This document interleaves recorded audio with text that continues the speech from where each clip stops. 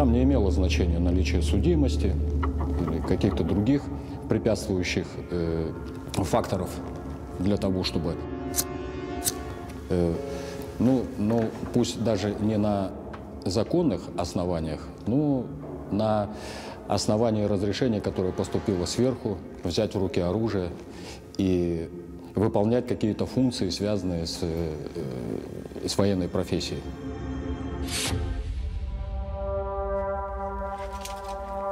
Нет, почему? Это война, либо ты, либо тебя. Есть враг, и без разницы, кто он, какой он национальности, вероисповедания, он взял в руки оружие, угрожает.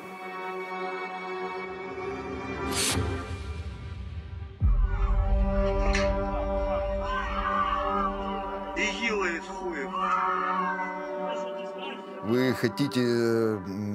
хотите побеждать и хотите, что в белых перчатках хотите работать все время. Так не бывает.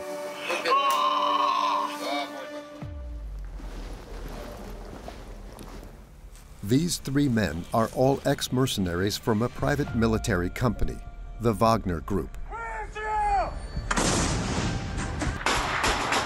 If it weren't for these fighters who operate outside of the law, Russia might have already lost the war in Ukraine. They comprise nearly 40,000 fighting men in eastern Ukraine, serving on the front line as cannon fodder. Their boss, Yevgeny Prigozhin, is a former convict who has since made a fortune through his catering business. He is close to the Russian president and is often referred to as Putin's chef, even though Putin himself claims not to know him. Tous mes chefs cuisiniers sont des employés du service de sécurité de l'État. Et je n'ai pas d'autres cuisiniers. J'aimerais que ce soit clair et qu'on ne revienne pas sur ce sujet.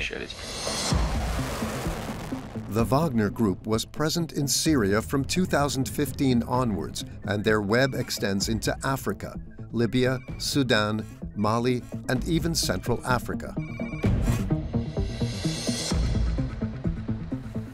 In order to control valuable natural resources, Wagner's mercenaries commit atrocities, massacres, and rapes.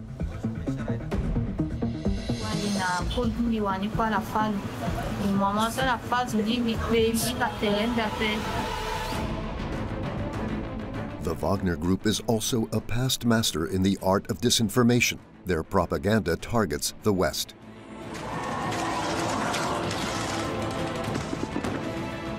Thanks to the extraordinary testimony of ex-mercenaries, we investigate the Wagner Group and uncover the group's origins and how this private military company operates now as the iron fist of Putin's Russia.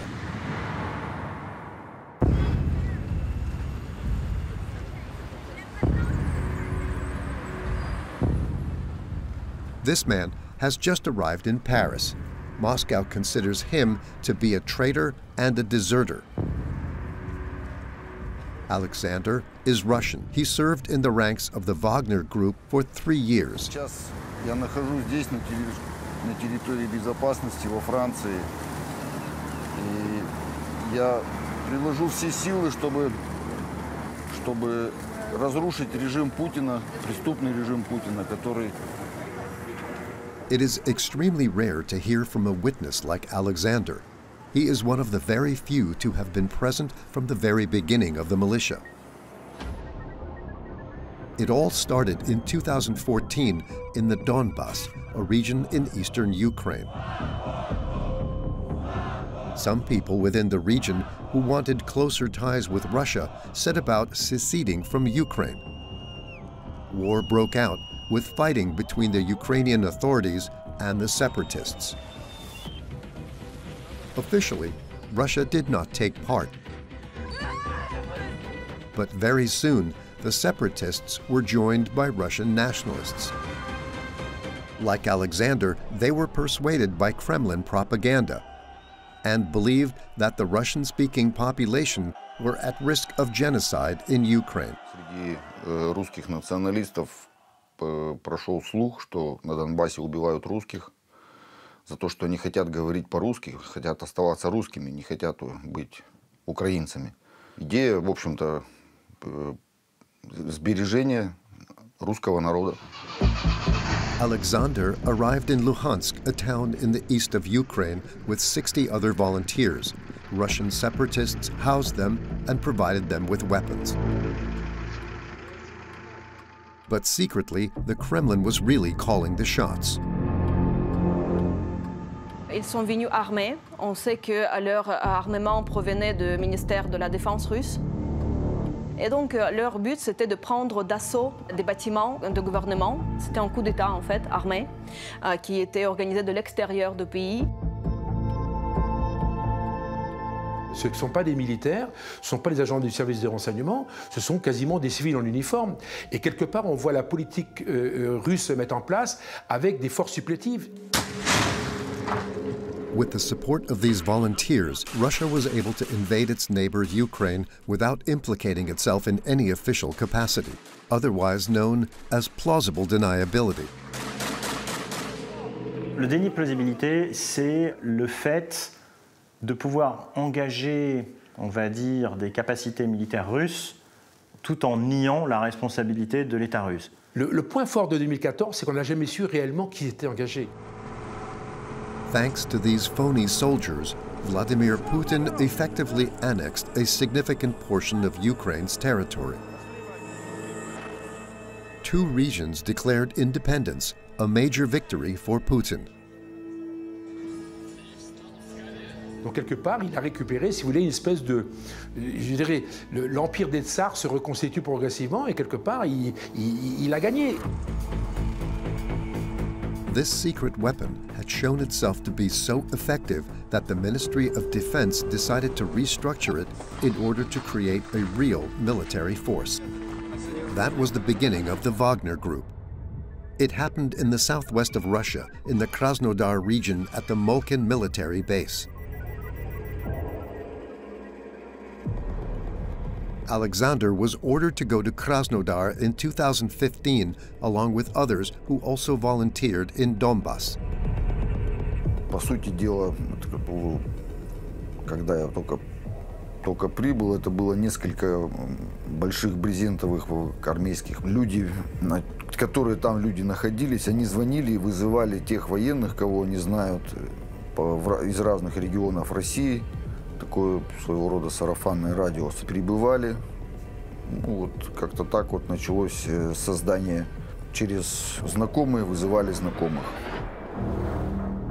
The camp for new recruits was set up in Molkin next to the base for an elite unit, the GRU, the formidable military intelligence service. On sait que cette base-là, effectivement, a servi en 2014 comme une base d'entraînement où les mercenaires utilisaient les moyens de l'armée, utilisaient l'équipement, utilisaient les armements. Ils pouvaient s'entraîner avec les tanks, avec les fusils. Мы получали форму напрямую на складах военной части спецназа ГРУ. Мы получали такую же форму, как они, только у нас не было там ни погонов, никаких знаков отличий. Но форма была вся такая же. C'est là qu'on voit encore une fois cette consanguinité extrêmement forte qui existe encore une fois entre les services de renseignement russes et Wagner. Within a few weeks, hundreds of fighters had joined the ranks of the Wagner Group. Including Marat, an ex-mercenary who is now a refugee in France. Меня зовут Марат Габидуллин. Мне 56 лет. Вступил в ряды ЧВК «Вагнер» в 2015 году, уволился оттуда в 2019 году. И до 1993 года я служил в воздушно-десантных войсках. Я совершил преступление. Я застрелил преступного авторитета соседнего городка. Меня арестовали. Я провел 3 года в тюрьме. Вот, и, ну, понятное дело, после этого в армию мне уже путь был заказан. Наметился в 2015 году, когда мне один из моих приятелей сообщил о том, что в России Вот создана была такая вот структура милитаризированная. Там не имело значения наличие судимости или каких-то других препятствующих факторов для того, чтобы, пусть даже не на законных основаниях, но на основании разрешения, которое поступило сверху, взять в руки оружие и выполнять какие-то функции, связанные с военной профессией. Like Marat, many of Wagner's recruits had been in trouble with the law.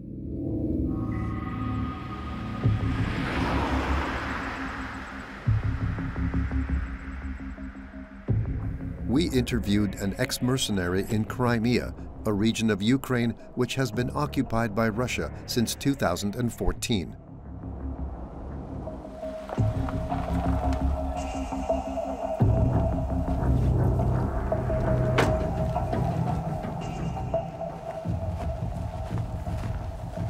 Меня зовут Виктор, я из России, я донской казак.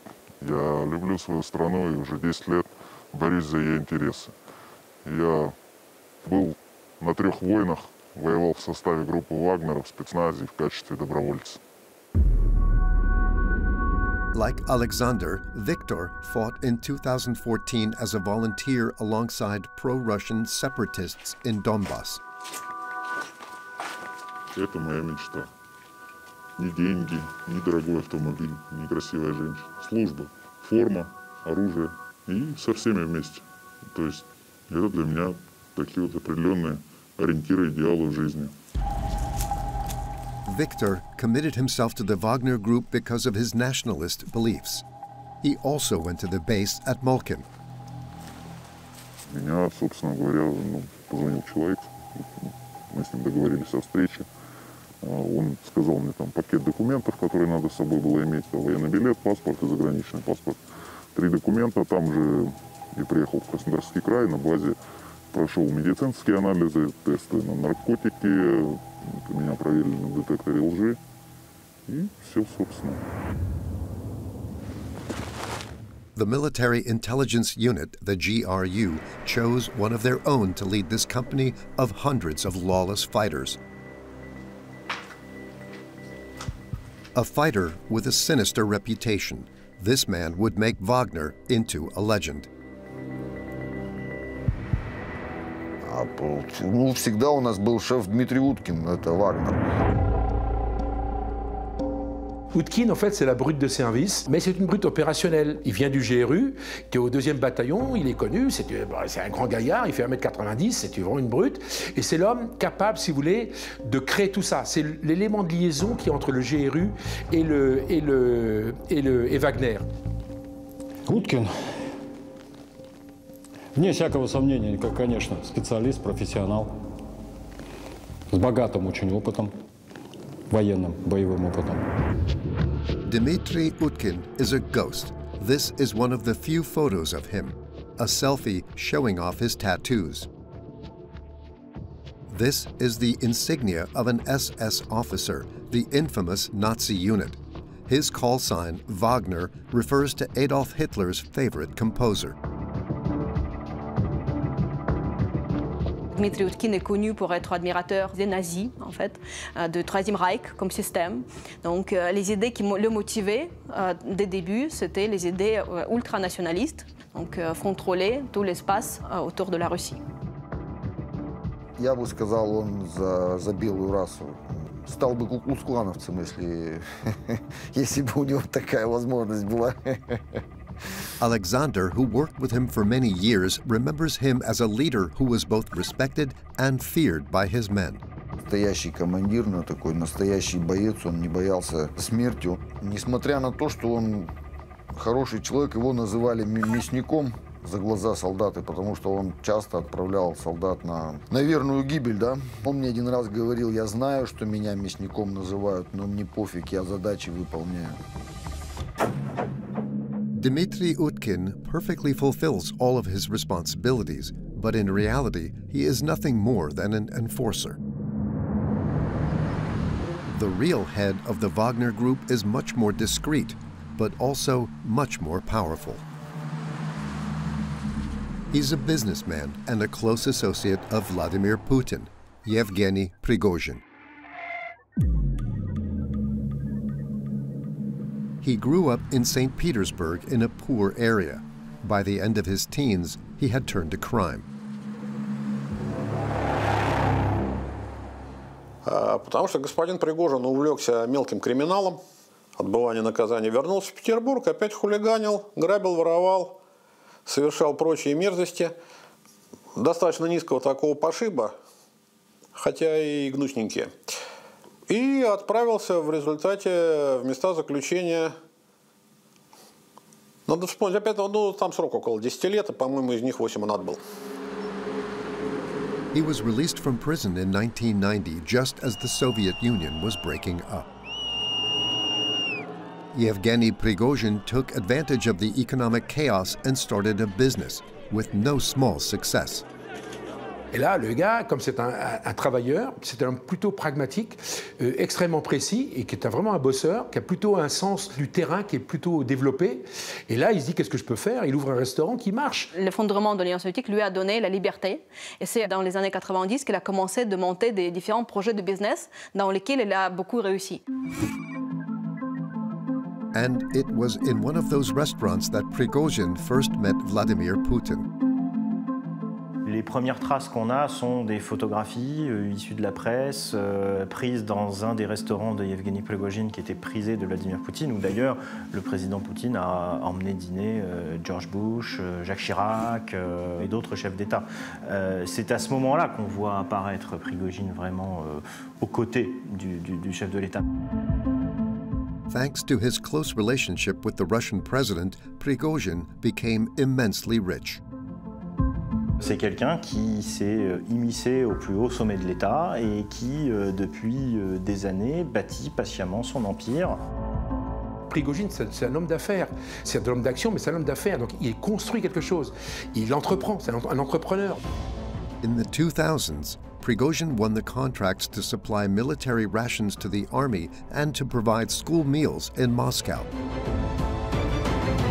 Si vous regardez l'organisation vraiment fine de son empire, ce qu'il a fait, c'est qu'il a réussi à obtenir le monopole des marchés publics sur des secteurs qui, a priori, peuvent paraître complètement anodins, mais qui sont en fait hyper stratégiques. Le BTP de l'armée, la restauration collective à Moscou, qui est quelque chose qui génère énormément d'argent.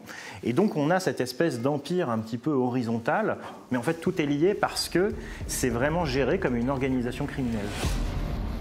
Putin's kleptocratic and nationalistic regime suits Yevgeny Prigozhin perfectly. Характеристика. Умный, креативный, масштабно мыслящий, беспринципный.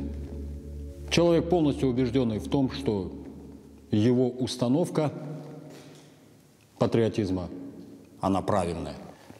И он исходит прежде всего из собственных нужд, из стремлений к власти и к деньгам. Очень удачно подогнавший в своем сознании вот этой вот установки патриотизма под собственные нужды.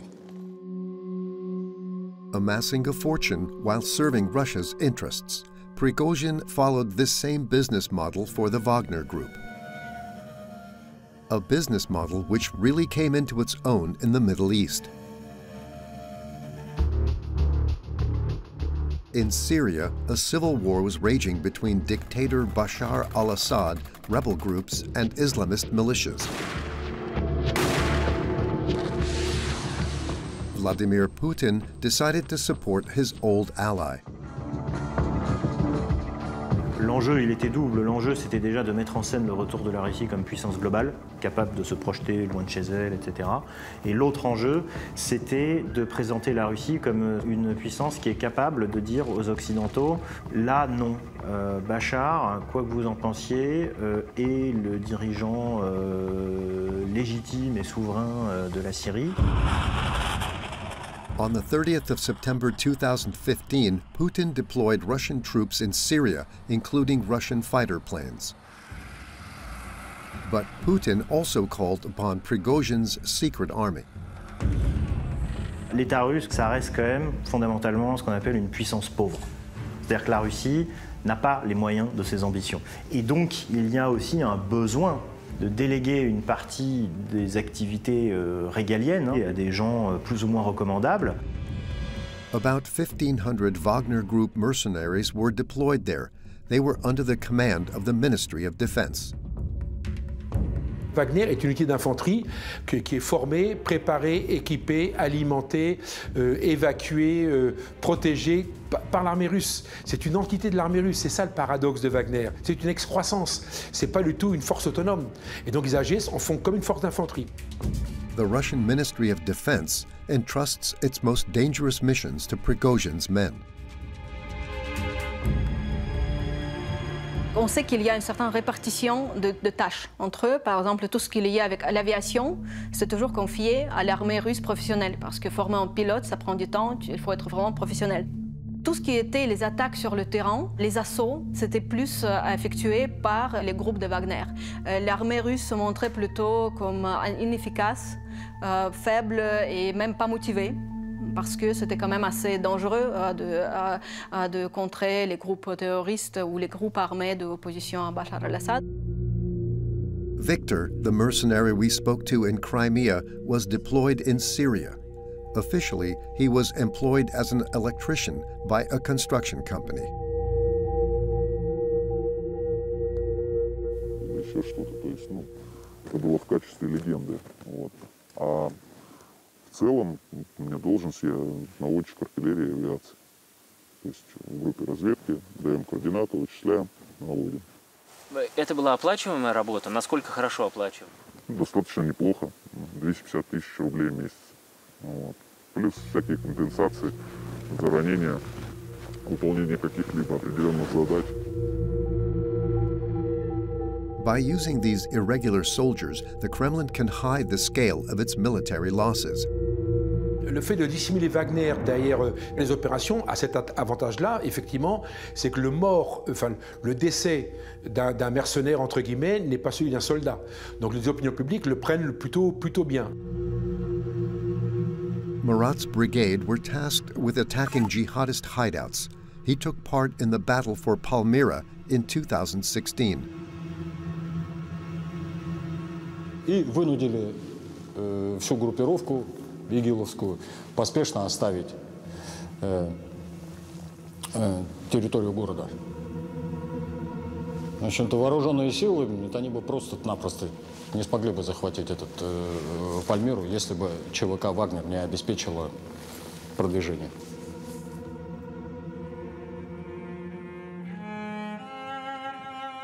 With the help of its mercenaries, Russia was once again an international force to be reckoned with. Russia celebrated its triumph with a concert in the ruins of Palmyra.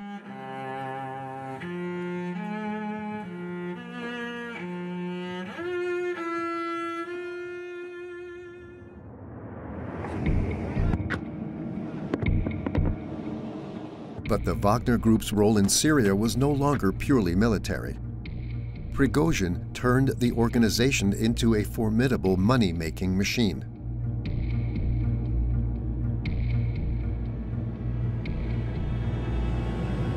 He made a pact with Bashar al-Assad in exchange for protecting his regime.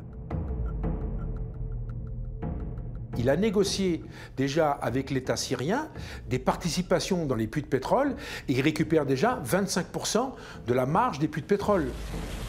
C'est d'ailleurs, je pense, en Syrie que se met en place le grand business model de Prigozhin. On prend le contrôle de ressources minières, pétrolières, ce que vous voulez, parce que l'argent que ça génère permet d'être injecté dans les autres activités de Prigozhin. On ne peut pas comprendre Prigozhin si on ne le prend pas pour un homme d'affaires. C'est un businessman. Это часть реализации какого-то коммерческого проекта, прежде всего, ЧВК «Вагнер».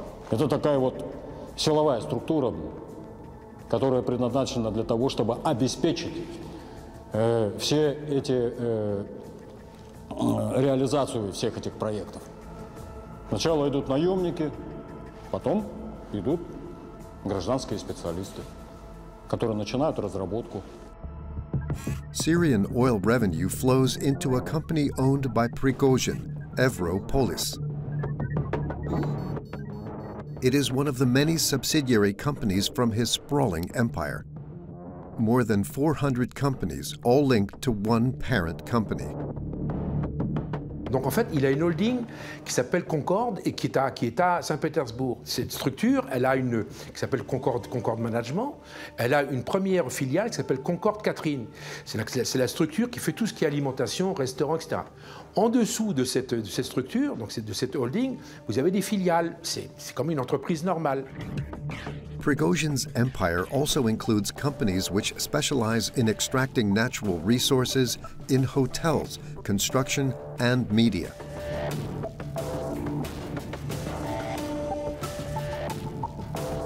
It also includes the Internet Research Agency, a troll farm which Prigozhin has used to wage an information war against the West for the past 10 years.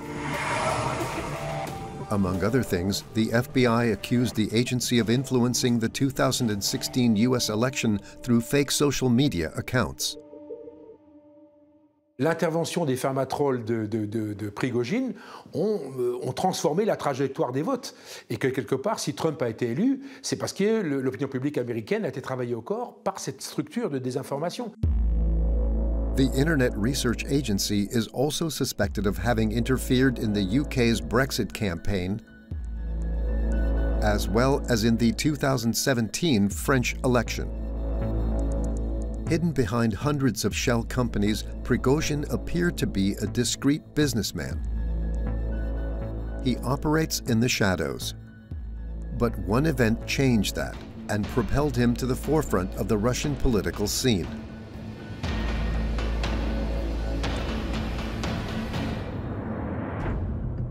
In February 2022, Vladimir Putin launched an invasion of Ukraine. J'ai pris la décision de mener une opération militaire spéciale. But contrary to the predictions of the Russian General Staff, they did not win a swift victory. The Ukrainians, supported by the West, resisted, and the Russians became bogged down.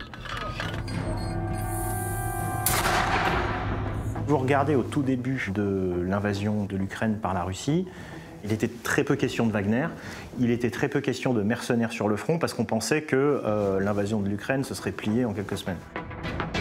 For Prigozhin, this was a golden opportunity to make himself indispensable.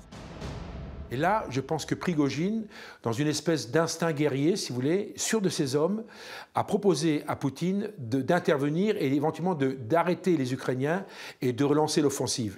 Et c'est là, d'ailleurs, que Prigozhin, qui est quelqu'un qui a un sens tactique extrêmement important et un sens de l'opportunité extrêmement développé, va commencer à se mettre en scène et va commencer à occuper cet espace pour dire « cette guerre va durer ». Et moi, j'ai une des solutions à vous offrir pour tenir dans la durée.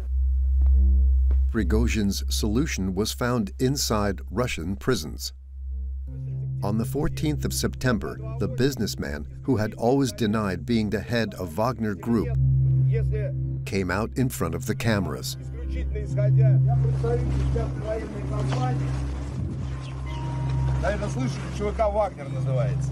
Минимальный возраст, который мы берем, возраст, это 22 года. The ex-convict went on a recruitment drive in a penal colony. Война тяжелая. На всякие там чеченские и так далее близко не похоже. Расход боеприпасов у меня приблизительно в 2,5 раза больше, чем в Сталинграде. Первый грех – это дезертирство. Никто не дает заднюю. Нам нужны только те, кто уверен в себе, что он хочет воевать. Ему это нравится, ему это нужно. Его форма позволяет. Et les prisonniers, c'est idéal parce que vous avez des brutes, les personnages un petit peu les mines patibulaires, et qu'est-ce qu'il leur promet? Il leur promet la mort, le cercueil ou bien la liberté au bout de 6 mois, s'ils sont encore vivants. Donc si vous voulez, le discours est absolument incroyable. Within a few months, Prigozhin had recruited 40,000 prisoners. Today, these men represent nearly 20% of Russia's fighting forces at the front.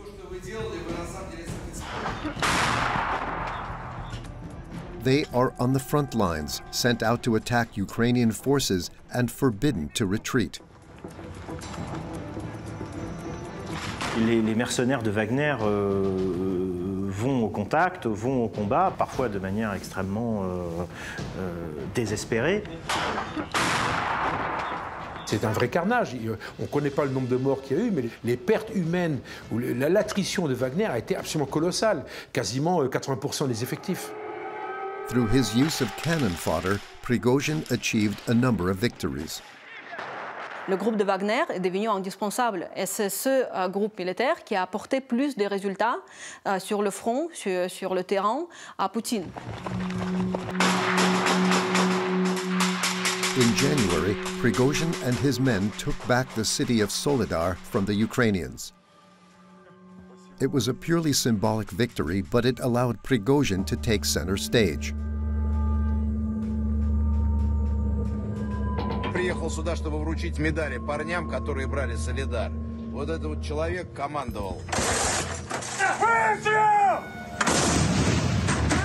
Bolstered by his military success, Prigozhin does not hold back. In Russia, criticizing the state can land you in jail, but the oligarch does not hesitate to directly attack the military hierarchy. He even accuses the Ministry of Defense of treason. Начальник генерального штаба и министр обороны раздают направо и налево команды. И приравнивать к измене родине. В тот момент, когда ЧВК «Вагнер» бьется за Бахмут, каждый день сотнями своих бойцов. A few days later, he publishes this photo showing dozens of dead Wagner fighters,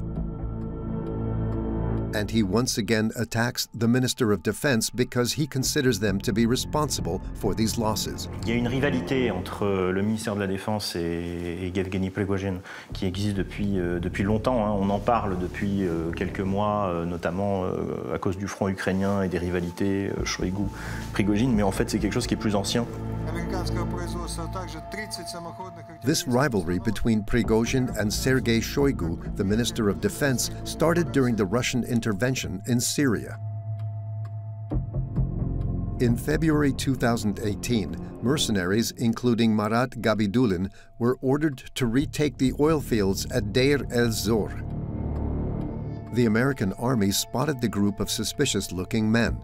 The Americans contacted Russian military command, who denied the presence of Wagner Group. And so the Americans bombed the group.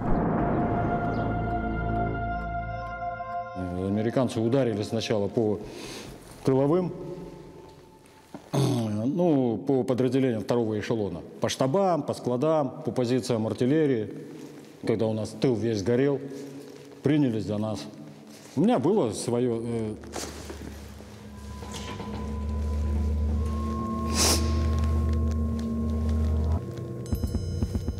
Marat was hit in the leg by shrapnel. He suffers from permanent after effects.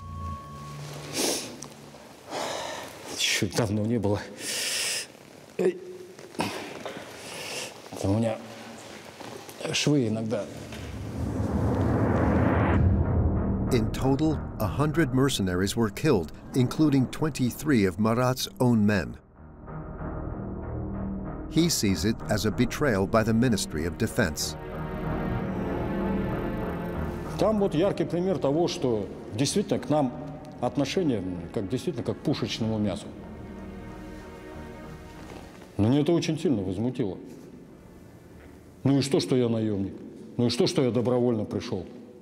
При этом это вовсе не означает, что моей жизнью, моим правом на жизнь можно пренебрегать.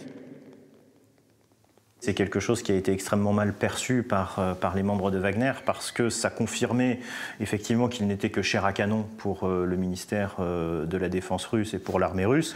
Et moi je pense que c'est ça une des origines du conflit qu'on a aujourd'hui entre les deux personnes. After these events, Prigozhin, the one-time criminal, nursed a deep-seated hatred of Sergei Shoigu, the austere Minister of Defense. And today, an information war is played out through the bloody battle for Bakhmut. To distinguish himself from his rival, the billionaire Prigozhin makes propaganda videos showing himself alongside his men close to the front. Я обращаюсь к президенту Украины Владимиру Александровичу Зеленскому.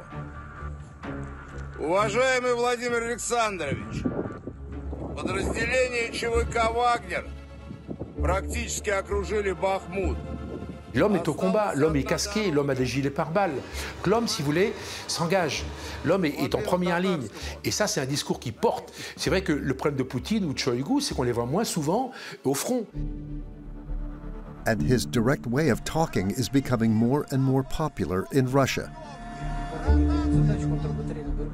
Les discours de Prigozhin sont assez différents des hommes politiques, la majorité des hommes politiques de la Russie.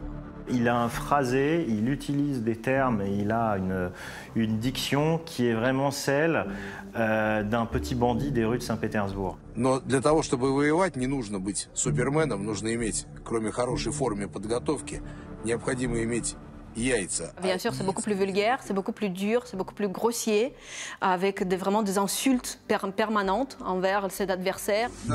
C'était le style qu'il a pris pour se montrer aussi, encore une fois, plus proche au peuple, que finalement il parle comme n'importe quel homme dans la rue, dans une petite ville ou un village russe. To show the Russian people that he is a man of his word, Prigozhin promotes his role as liberator of ex-prisoners who have fought for 6 months. Вы сделали хорошую, большую работу. Все получили, что хотели. Страна получила защитников, вы получили деньги, награды, свободу. Я скажу так, это лучшая работа в моей жизни. Всем рекомендую, потому что компания дает слово, она делает это. These propaganda videos hide a much darker reality.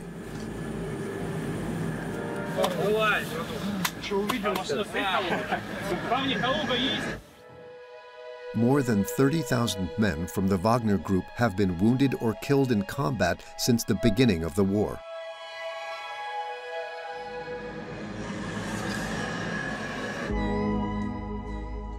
But even though Prigozhin's men are dying in their thousands in the Ukrainian mud, his empire just keeps growing because his main activity is far from Russia, in Africa.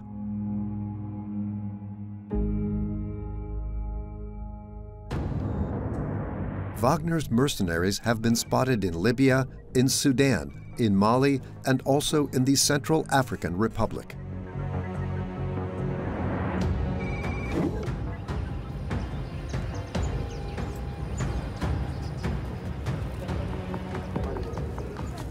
From the moment we arrived in the capital, we saw white men in the streets of Bangui wearing masks to cover their faces. There's no doubt these are Russian mercenaries. We filmed them secretly because it is dangerous to investigate the Wagner group here. In 2018, 3 Russian journalists were killed in mysterious circumstances. Prigozhin's mercenaries came to the country following a request by President Faustin Archange Touadéra in 2018. The country was going through a civil war which pitted the central government against the rebels. Officially, the Russians intervened to help train the Central African Army.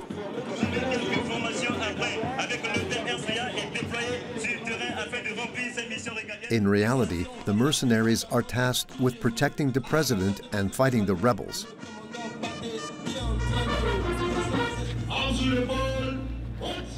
In exchange for this protection, Wagner was able to help itself to the country's rich resources. Indeed, the Central African subsoil abounds in gold and diamonds. Joseph Bendunga, a member of parliament from the working-class Bimbo district,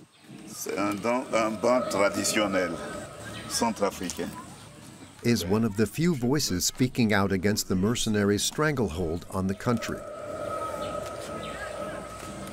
Ça va. Monsieur Faustin Archange Touadéra, président de la République centrafricaine, a tissé des relations avec Poutine et a mené des terroristes du groupe Wagner en République centrafricaine. Ils sont venus pour piller les richesses de la République centrafricaine. Touadéra a vendu son âme pour son fauteuil de président. Touadéra n'est qu'un valet de la Russie. The Member of Parliament criticizes President Touadéra for changing the country's mining code. The president can now personally issue mining permits to whomever he chooses. In December 2019, for example, the permit for the Ndasima gold mine in the center of the country was withdrawn from Axmin, a Canadian company. No explanation was given.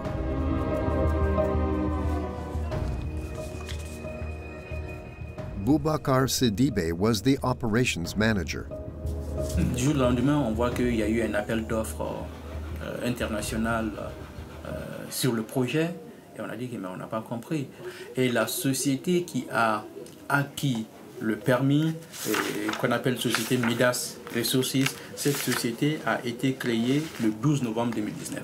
C'est-à-dire que 3 jours avant l'appel d'offres. So who is behind Midas Resources, the company created 3 days before winning the tender? Its website gives the impression that it's a major mining exploration group. But whilst there are some nice photos and a few paragraphs implying that the company has big projects all over the world, no matter where you click, no other tab opens. This confidential memo from the Minister of Mines to President Touadéra makes clear that the company is Russian.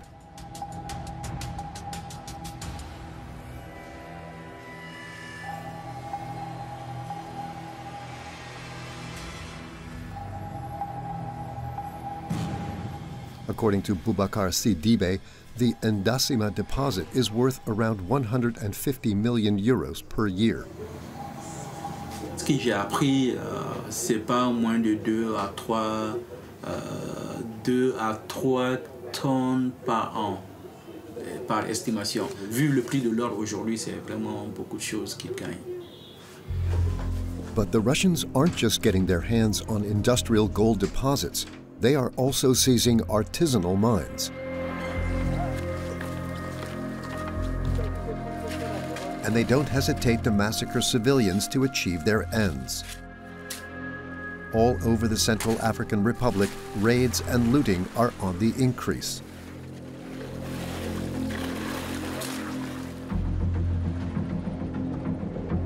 Musa, who is in his 20s, lived in Aigbado in the center of the country. In January 2022, his village, which was located next to a diamond mine, came under attack. Non, jamais me tenté dans la quoi. C'est pour la première fois que je me témoigne là. Parce que quand je me sens béto, ma sécurité chimbi, me tenté dans la quoi. He has taken refuge in Bangui, where he lives in fear. À 6h30, ici, Gichi Bonakwa, quand terroristes a bombardé Ndoni. Et ils rendent compte que quand le groupe armé a tapé, il y a la population civile là qui est victime. J'ai vu des choses terribles. Des gens qui étaient divisés par des mortiers, par des obus, et des enfants, des femmes qui ont été perdues la vue, d'autres qui ont succombé à leurs blessures devant moi. C'est quelque chose que je n'oublierai jamais. Je n'oublierai jamais. In total, 65 people were killed, including children.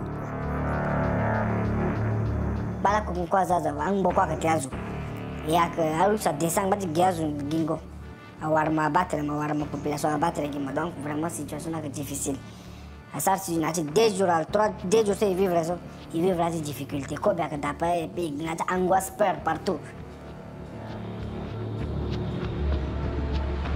In Bangi's PK5 Muslim district, the Omika Association helps rape victims.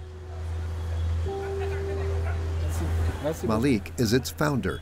He has helped dozens of women who have been attacked by Russian mercenaries. Beaucoup, c'est des cas de torture. Si ce n'est pas torture, cas d'assassinat. Si ce n'est pas assassinat, c'est cas de viol. Cas de viol, viol massif, viol à répétition. Et voilà, c'est difficile d'avoir une femme violée par un soldat russe.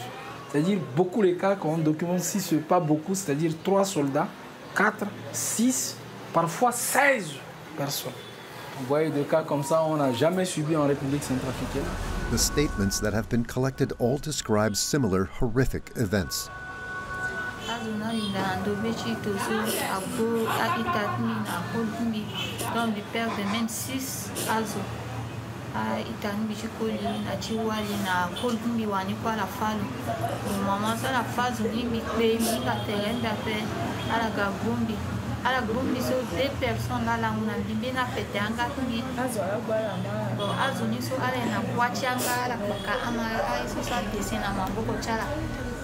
This woman's husband was killed during an attack on a gold mine. Then she was kidnapped. Arisa bu koltindi afalo binga place ko ci koltindi nga fe ala ga biga ci on don bina bor mi nati sigi ci ko ci place ko ci koltindi ala ushaga bumba zamna choto ala guna na basala na tokoti na teti bajika na teti nguso ala guna mbika ala ushuza ko la ngona mbika ko la ngona ala ushuko la ngona bina je la ngona mbi père de connaissance binga nga isi petit sara. The Central African authorities are completely under Wagner's control. For these victims, there is little hope that their tormentors will ever be brought to justice.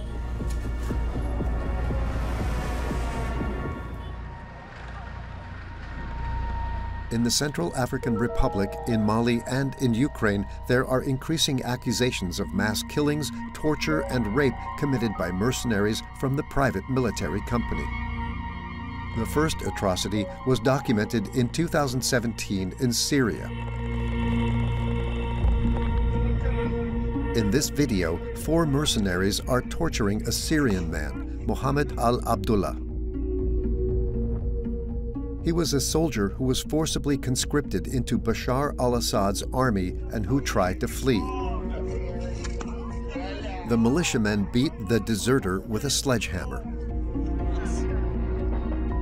He is then dismembered, and his body is hung from a hook before being set on fire.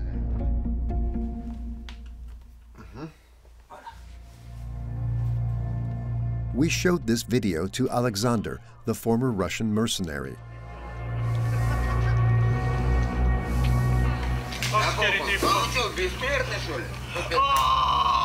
Не каждому такое видео посмотреть.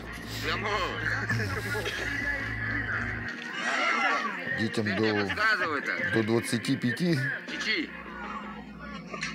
We want to know what he thinks about the crimes committed by the Wagner group. Я думаю, что это, конечно, они очень нехорошо поступили. Это какое-то у них помешание. Quand Wagner passe, il y a des viols, il y a des tortures, il y a ce genre d'exactions. Comment est-ce que tu l'expliques? Ну, вы хотите побеждать и хотите, что в белых перчатках хотите работать все время. Так не бывает. La pratique courante des exactions probablement volontaires pour terroriser les populations, pour laisser une marque de fabrique. Je pense qu'il y a aussi une sorte de marketing macabre qui nous vient du monde carcéral russe et qui a ses propres codes, qui a comment dire, son propre rapport à la violence. Et Prigojine reprend certains de ces codes et bien pour faire peur à la population. In fact, barbarity and cruelty are strongly recommended by the big boss himself. Я нужен Евгений Анатольевич, 1967 года рождения. This video appeared on social media towards the end of 2022. It shows Wagner soldiers beating a deserter to death with a sledgehammer, the same weapon used to torture the Syrian. A chilling message aimed at anyone who might try to leave the organization. When questioned by journalists, Prigozhin made a statement via his press department. His cynical reply is enough to send a shiver down the spine.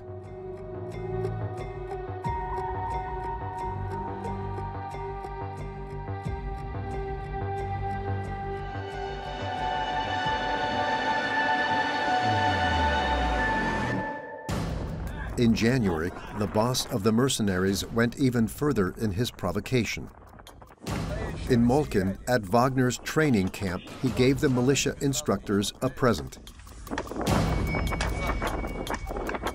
Новую разработку привез, да, вооружение. И надо, чтобы вы продумали, каким образом обучать, чтобы весь личный состав умел им работать.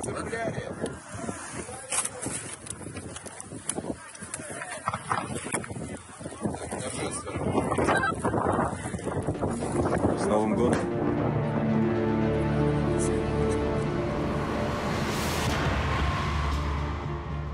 Prigozhin and his team also used their mastery of communication to wage an information war to discredit the West, particularly in Africa, and they have formidable tools at their disposal.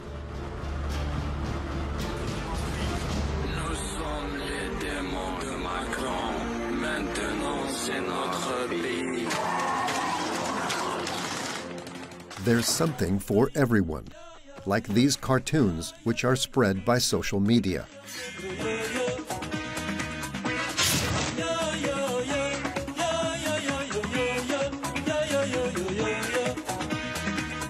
Meanwhile, for the grown-ups, Prigozhin creates blockbuster productions worthy of Hollywood, in which his mercenaries are portrayed as benefactors who support President Touadéra's leadership against the threat of rebels. Dans la capitale du pays, Bangui, désormais règne la paix. Merci à la Russie. But the most effective weapon is disinformation spread via the internet. Abdoulaye Ibrahim is Central African. He has lived in France as a refugee since March 2019. He was at the heart of Wagner's propaganda system in Central Africa. A troll farm inside the presidential palace. Ils recrutent plein de jeunes. Il y a des ordinateurs qui leur ont été fournis. Il y a un bureau par les Wagner. Et on leur donne des images à divulguer. Par exemple, les images des soldats français avec des lingots d'or, comme quoi ils étaient en train de piller de l'or dans l'arrière-pays. Et ils véhiculent des messages comme quoi la Russie, elle est la bienvenue en Afrique. In parallel to these fake news stories, Wagner's disinformation specialists organize fake demonstrations in the streets of Bangui, the Central African Republic capital. Donc nous sommes là pour apporter notre soutien indéfectible à la Russie dans cette guerre. At the head of this rally, organized a few days after the invasion of Ukraine, is Didatien Kosimachi. He is a former close associate of Abdoulaye. On était en équipe avec Didatien Kosimachi. C'est lui qui a organisé toutes les marches qu'il y avait contre la MINUSCA, contre la France.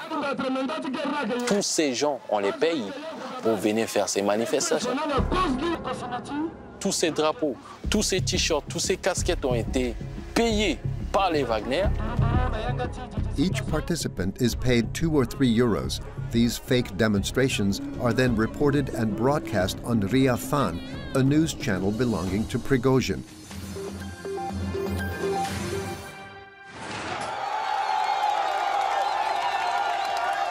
С сентября этого года люди требуют вывода контингента МИНУСКА из страны.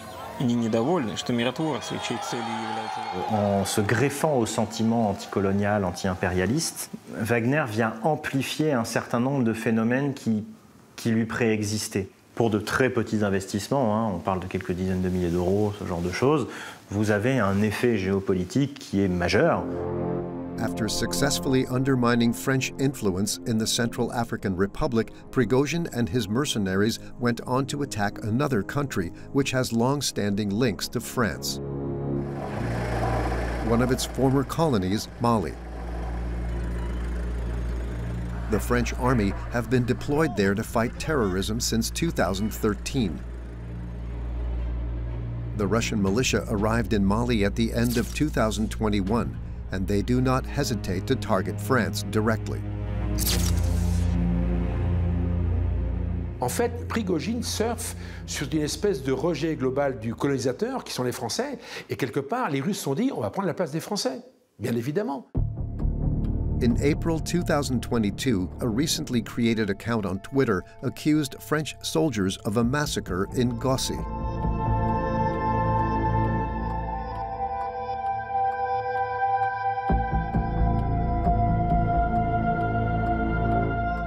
The fake Twitter account then released this video of the alleged mass grave. But this time, France was ready to counterattack. Colonel Iani, a spokesman for the Army's General Staff, led the response. Ce qui se passe, c'est que avant cette prise d'image, on décide d'envoyer un drone au-dessus de la région de Gossi dans la nuit pour voir ce qui se passe. Et là, on observe des gens de Wagner qui sont présents sur place, on a des photos aériennes. Les mercenaires de Wagner n'hésitent pas à récupérer des cadavres qui a priori viennent d'Ombori. Donc ils prennent ces cadavres, ils creusent un faux charnier pour incriminer l'armée française. The French General Staff, who filmed this operation with a drone, decided to release the images. On sait que si on ne réagit pas rapidement, on ne va pas réussir à casser la dynamique. Et donc, ce que nous décidons de faire, c'est d'être rapide et d'être transparent, en montrant les images de drones, c'est-à-dire en déclassifiant du renseignement militaire pour occuper l'espace informationnel et pour expliquer ce qui est en train de se passer. Nous sommes en guerre, puisque tous les coups sont permis. Nous sommes face à des adversaires, des compétiteurs qui n'ont qu'une seule volonté, c'est de nous évincer de certains pays africains. In Africa, Wagner seems to be in the ascendancy for the moment. But in Ukraine, its ranks have been decimated and Prigozhin, Putin's dog of war, is running out of cannon fodder to offer to his boss.